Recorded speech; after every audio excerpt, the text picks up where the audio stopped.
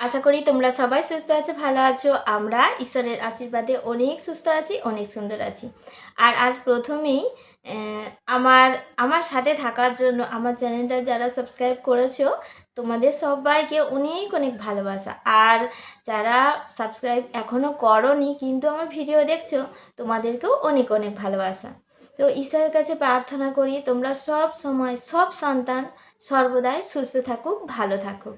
তো আজকে তোমাদের সাথে আবার একটা নতুন ভিডিও নিয়ে চলে আসলাম। তো আজকে তোমাদের সাথে শেয়ার করব, সেটা হলো দেখে তো বুঝতেই পারছো যে আমি বাঁচার জন্য যেখানে যাই আমার সাথে কেউ যেতে চায় না। সত্যি কি আমাকে ভালোবাসে না তাহলে তারা? কিন্তু না, ওরা আমাকে অনেক ভালোবাসে, সবাই আমাকে খুব ভালোবাসে, কিন্তু সত্যি যেতে চায় না। তো কেন জানি না। কিন্তু আরও একটা কথা শেয়ার করি, আগে যে ঘটনা ঘটেছে। দেখো, যখন ডাক্তারখানা যেতাম, তারপর বনহুগলি হ্যান্ডিক্যাপ হসপিটাল, ওখানে মেয়েকে থেরাপি করাতে নিয়ে যেতাম। তারপর তো আমরা মেয়েকে নিয়ে সিএমসি ভেলোরেও যেতাম। তো তখন কিন্তু আমার সাথে সবাই এক এক করে না, এক এক করে মানে একটা রুটিন ছিল যে এবারে ও যাবে, এবারে এ যাবে, মানে ঘুরিয়ে ফিরিয়ে সবাইকে নিয়ে যেতাম, মানে যেত আমার সাথে। আমার তো একা সম্ভব ছিল না যাওয়া, তো যেত। তো তখন কিন্তু কতটা ইমপ্রুভ হয়েছে কি না হয়েছে সবাই জানে, কিন্তু তখন সবাই আমার সাথ দিয়েছে, সবাই আমার সাথে গেছে। মানে যাওয়াটা কেন, কারণ যাতে আমার একটু সাহায্য হয়। মেয়েকে ধরতে হবে, ওর ওষুধপত্র খাওয়ানো ছিল, তারপর ওকে নিয়ে আমি তো অনেকক্ষণ কোলে নিয়ে ঘুরতে পারবো না, তো সেই জন্য একটু হেল্প করা। তো তার জন্য আমার সঙ্গে সঙ্গে তো যেতে হতো, কাউকে না কাউকে থাকতে হতো। তো ইমপ্রুভ তো মানে হতো, আবার যেই কে সেই, এই অবস্থা আর কি। মানে 2 পা আগিয়ে যেতাম, 5 পা পিছিয়ে আসতাম তখন। তো এই অবস্থা ছিল। কিন্তু প্রভু গুরু যিশুর মণ্ডলী যাওয়ার পর থেকে মেয়ে যে এত পরিবর্তন, আমার যে এত সুস্থতা, সত্যি স্বয়ং ঈশ্বরের মহিমা আমি আমি দেখতে পাচ্ছি, আমি দেখেছি। আর ওনারাও কিন্তু দেখছেন, আমার আত্মীয় পরিজন পরিবার সবাই কিন্তু দেখছে যে ঈশ্বরের মহিমা কী, আর কি পরিবর্তন হচ্ছে আস্তে আস্তে। তো যেই মেয়ের কান্নার জন্য গোটা পরিবার, গোটা পাড়া ঘুমাতে পারতো না, তো একটা দিন মন্ডলে যাওয়ার পর থেকে, তারপর থেকে আস্তে আস্তে তো শান্তির ঘুম শুরু হলো। এগুলো তো দেখতে পাচ্ছে, অবশ্যই সবাই দেখতে পাচ্ছে। আর আমি তো কি বলবো, আর আমি তো প্রত্যেকটা মানে রন্ধে রন্ধে ফিল করছি ঈশ্বরকে। প্রভু গুরু যিশুর দয়ায় মেয়ে যে এতটা এতটা শান্ত ধীর স্থির আছে, হয়েছে, আর সবাই তার সাথে শান্তি পেয়েছেন। তবুও বলি না যে তা নয়, বলেছি, অনেকবারই বলেছি যে আমার সাথে যাবে। তো ওনারা তো বলে যে তুমি যাও। আমাকে যে বারণ করে এটা কিন্তু না, আমাকে বারণ করে না, কিন্তু বলে তুমি যাও।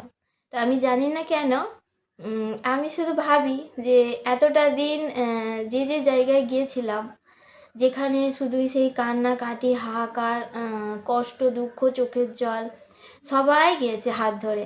কিন্তু যেখানে যাওয়ার পর স্বয়ং ঈশ্বরকে পেয়ে আমাদের জীবনটা এত পরিবর্তন হয়ে গেল, কেউ কিন্তু যেতে চায় না।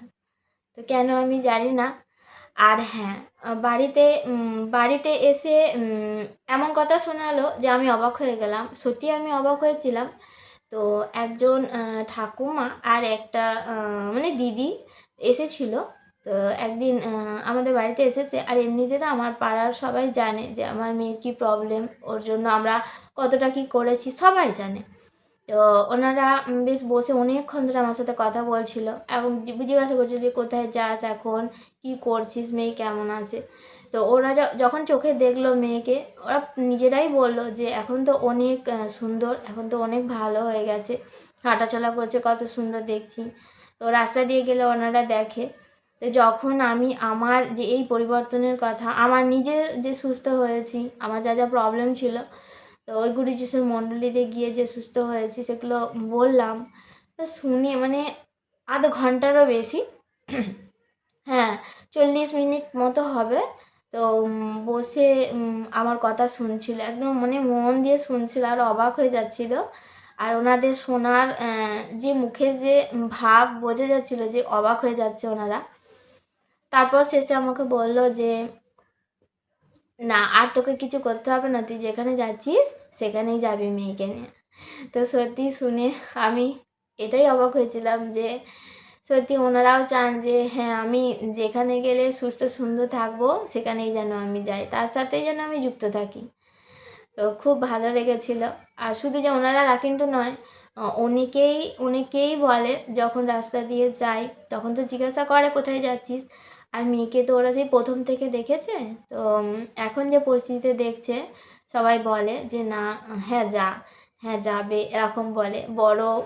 বড়রাও থাকে আর সমবয়সী যে যেভাবে বলে সেভাবেই মানে আমাকে ওইভাবে উৎসাহ দেয় যে হ্যাঁ ওখানে গেলে যদি সুস্থ থাকো তাহলে যাবে। তো এই আর কি, আজকে এতটাই তোমাদের সাথে শেয়ার করলাম। আর এত সুস্থ সুন্দর রাখার জন্য। আর মেয়ে তো এখন ভালো আছে, আজকে রাতে তো ও ঘুমিয়েছে। আর সকাল থেকে একটু ডিস্টার্ব ছিল, তো পরের ভিডিওতে তোমাদের সাথে শেয়ার করব, অবশ্যই শেয়ার করব। ভালো মন্দ নিয়েই কিন্তু আছি, তবে মন থেকে ভালো আছি। শরীর থাকলে শরীর তো মানে ওঠাপড়া তো হবেই। তো একদমই যে সবসময় একদম চাঙ্গা হয়ে থাকবো তা কিন্তু নয়, তো হবে কিন্তু তবুও আমরা সেটার সাথে লড়াই করতে পারবো, ভেঙে পড়বো না। আর কোথাও এদিক ওদিক ছোটাছুটি করতে হবে না এখন। আগে তো অনেক ছোটাছুটি করেছি, অনেক ভয় পেয়েছি, অনেক অস্থির হয়ে যেতাম। এখন তো আর ওসব মানে একদমই মনে হয় না, শান্ত ধীর স্থির শুধুমাত্র ঈশ্বরের প্রার্থনা করি। তো যেভাবে যা প্রার্থনা করতে হয়, যতটুকু ঈশ্বর আত্মায় দেন ততটুকু দিয়েই চেষ্টা করি, আর মন থেকে চেষ্টা করি। কারণ ভজন গানে শিখেছি যে পিতাকে সন্দেহ নয়, ধৈর্য ধরো, করো প্রার্থনা, সত্য বাক্য জ্যোতির বাক্য ব্যর্থ হবে না।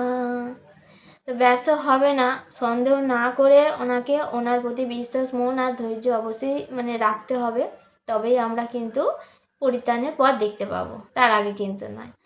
তো চলো, এখন তো চারিদিকে মানে জল আর বন্যাও হয়েছে, যেখানে এখানে মণ্ডলী যায়, এখন তো মণ্ডলী যেতে পারছি না। দুদিন হলো বাড়িতেই আছি।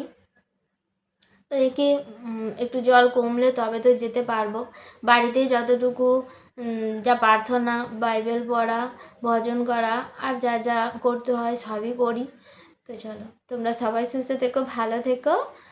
আর ঈশ্বর সদা সর্বদাই আমাদেরকে কৃপা করেন, আশীর্বাদ করেন, দয়া করেন। তো সবাইকেও উনি ভালো রাখবেন। তো চলো, আশা করছি পুরো ভিডিও তোমাদের ভালো লাগবে। ভালো লাগলে অবশ্যই লাইক কমেন্ট শেয়ার করে পাশে থেকো।